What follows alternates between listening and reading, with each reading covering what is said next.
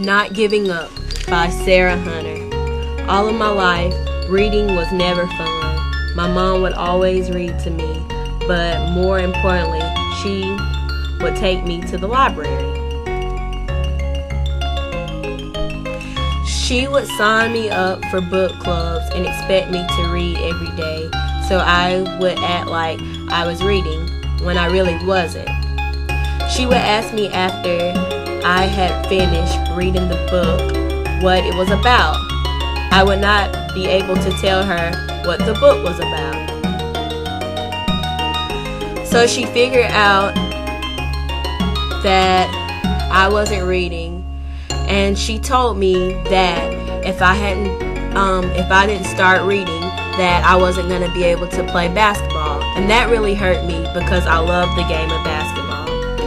And at this point in time, I would start reading, and I would keep reading, and she would start asking me questions, and I still wasn't able to tell her what it was about because I wasn't able to comprehend it. I was actually reading, and she felt like I wasn't reading, but I really was, but I just didn't understand because I couldn't comprehend what the book was about.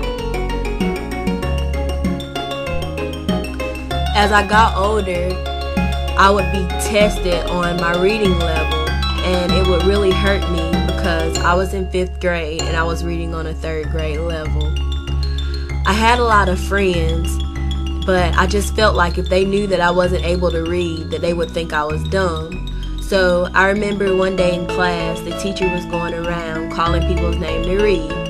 And before she got to my name, I asked her could I go to the water fountain to get something to drink. I would often make excuses when it was time for us to read. It would really hurt me because I knew I really couldn't read or comprehend anything. So at this point in time in my life, I felt like I was dumb, and I felt like if I let people know, if I let my friends know that I couldn't read and they actually could, they wouldn't really want to hang out with me. As I got in middle school, I still could not comprehend what I was reading. I felt like I had just been getting by. We had a test called the PAC test, and I would do good on all subjects except reading. At this point in my life, I actually felt like giving up. On top of all this, I was not good at all in my English classes. I would get in trouble from my parents because they felt that I wasn't trying, but actually I could not comprehend. I sincerely, genuinely cared about school then.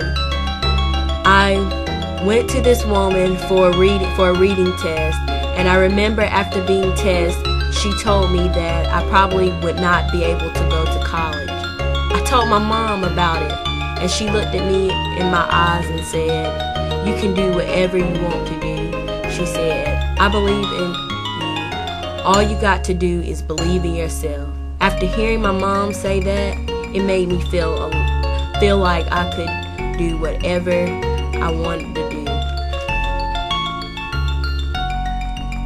When I got to high school in the 9th grade, I had a teacher named Miss Arroyo. I will never forget her. She took her time and helped me.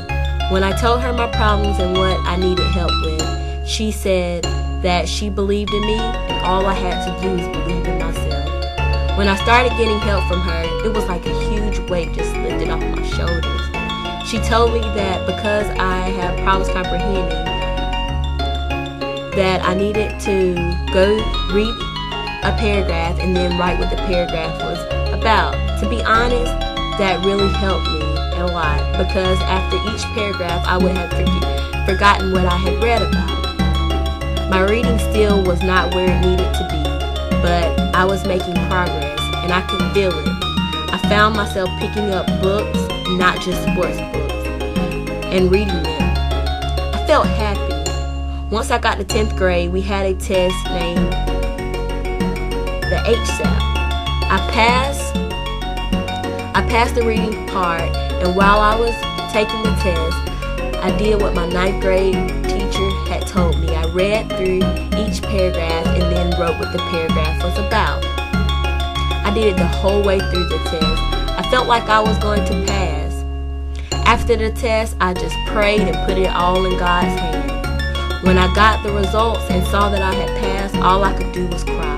I thought about everything that I had been through and reading, and I just felt relieved. I know that if I got through that, then I can get through anything else in life.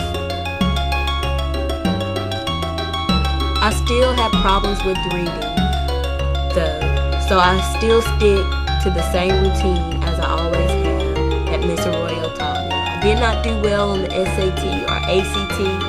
I wanted to go to a larger college, but I know this is where God wanted me to be. When I got accepted here to SMC, I thought this school was too small and I wanted something bigger. But as soon as I stepped into Mrs. Mitchell's class, I knew this is where God had put me. And I feel like that I will be a great social worker because I will be able to relate to people and their problems. And I'll know to never give up.